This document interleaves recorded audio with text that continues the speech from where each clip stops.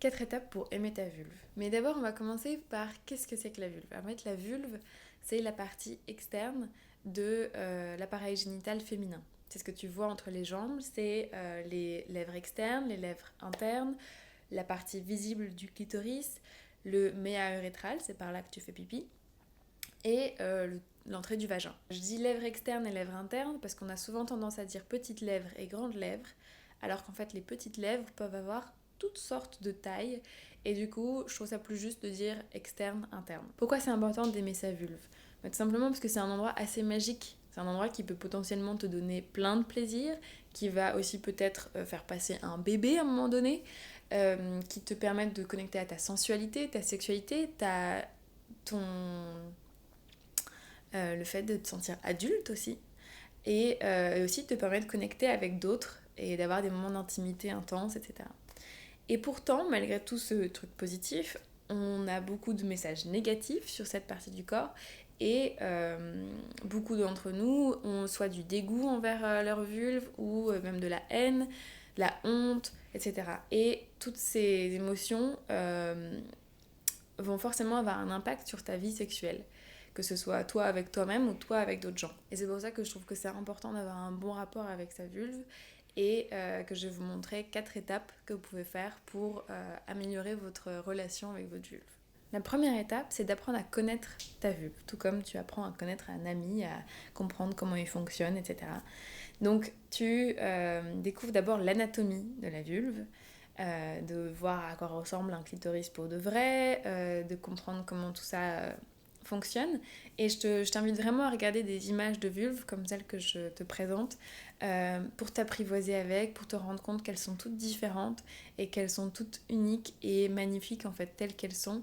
Et tu vois, on n'a pas tous le même nez, bah, on n'a pas tous la même vulve, et c'est cool. Et ensuite, de te pencher plus sur la tienne. La meilleure façon de regarder ta vulve, c'est de prendre un miroir, de écarter les jambes et de la regarder, et de te rendre compte de à quel point elle est unique, de c'est quoi sa couleur, de c'est quoi sa forme, est-ce qu'elle est asymétrique ou pas. Et voilà, et d'apprendre à la connaître et d'apprendre à voir comment elle est, et surtout de comprendre que chaque vulve est unique et qu'elles sont parfaites comme elles sont. La deuxième étape, c'est de passer du temps avec ta vulve. Donc déjà, si tu l'as regardée, etc., t'as passé un peu de temps avec elle, c'est cool. Parce qu'un ami, tu veux passer du temps avec ton ami pour apprendre à encore mieux le connaître et lui montrer que tu l'apprécies et que tu l'aimes bien. Et moi, c'est pareil avec ta vulve. Ce que tu peux faire, par exemple, donc, à part la regarder dans un miroir, tu peux faire un photoshoot. Demande peut-être à ton partenaire de te faire un photoshoot de ta vulve avec une belle lumière, etc., pour avoir une autre vision de ta vulve.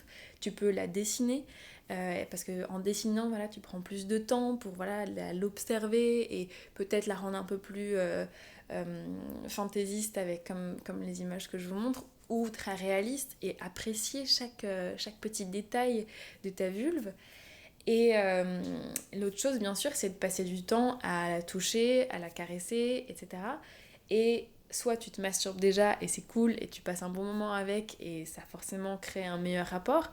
Et tu peux toujours aller plus loin dans ta masturbation, à faire ça de manière encore plus consciente, à peut-être faire les choses plus lentement, parce que si tu fais ça de manière à voilà, atteindre ton pic de plaisir et après boum avoir le relâchement, c'est très cool. Mais essaye peut-être de varier les façons de faire pour avoir différentes sensations, etc. Euh, et d'y amener un peu plus de conscience et d'amour. Tu peux, tu vois, envoie-lui de l'amour, envoie-lui du kiff à ta vulve pendant qu'elle te procure du plaisir. Et si la masturbation c'est encore compliqué, ou t'es pas à l'aise, ou tu sais pas comment faire, vois-le plus comme un massage. Voilà, je vais lui donner un massage, le toucher, ça fait vraiment du bien. Et c'est une partie de ton corps qui peut avoir plein de tensions. Beaucoup d'entre nous ont vécu des expériences qui sont plus ou moins agréables à ce niveau-là. Une fois, on n'avait pas forcément très envie, ou une fois où ça allait un peu trop fort, ça fait un peu mal. Et des personnes qui ont vraiment vécu des gros traumatismes de viol, etc., à ce niveau-là, et passe du temps à la masser, à lui faire du bien, à pas avoir de but de plaisir ou de but voilà, d'orgasme à atteindre, mais juste de passer du temps à la caresser, à voir quelle sensation est plus agréable qu'une autre. Et voilà, ouais, sans but. Et tu verras que ta relation avec ta vulve va forcément évoluer et aller vers du positif. La troisième étape, et elle peut arriver à n'importe quel moment cette étape, mais c'est d'accepter ta vulve telle qu'elle est. Si un ami ou un partenaire t'accepte tel que tu es, tu sais à quel point ça fait du bien. C'est un cadeau incroyable. Et bah de donner ce cadeau à ta vulve, c'est pareil. Elle se sentira tellement mieux. Et c'est normal si tu as du mal à l'accepter telle qu'elle est. On a tellement de messages sur notre corps de la société. Et peut-être que tu avais une idée précise de à quoi devrait ressembler ta vulve et que c'est pas le cas, elle est différente. Eh bien, ça va peut-être prendre un peu de temps. Et je peux t'assurer que je suis la première à savoir ce que c'est que d'avoir du dégoût envers les vulves. La première fois que j'ai vu des images, j'ai vraiment fait la grimace et j'étais dégoûtée.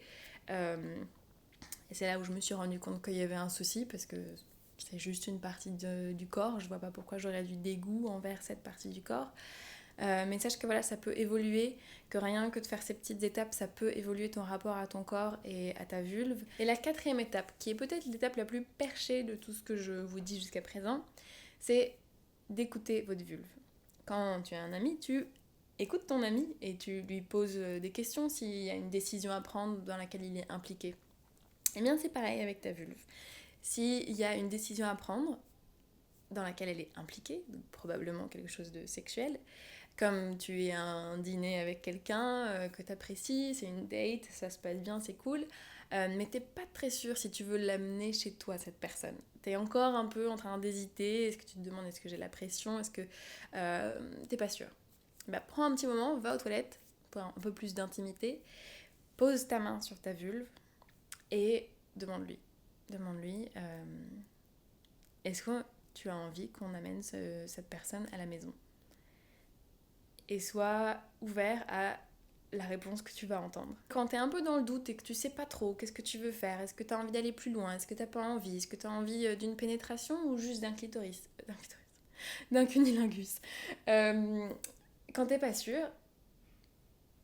connecte avec ta vulve et sois surpris par la réponse. Enfin, écoute la réponse et vois ce qui se passe. Ça va te paraître effectivement bizarre, mais vraiment ça marche. Et ça va probablement faire que tu vas prendre des décisions qui sont plus alignées avec ce que tu veux vraiment. Et ça, ta vulve, elle t'en remerciera toujours. Parce que faire l'amour quand on n'a pas vraiment envie, on sait tous que c'est chiant.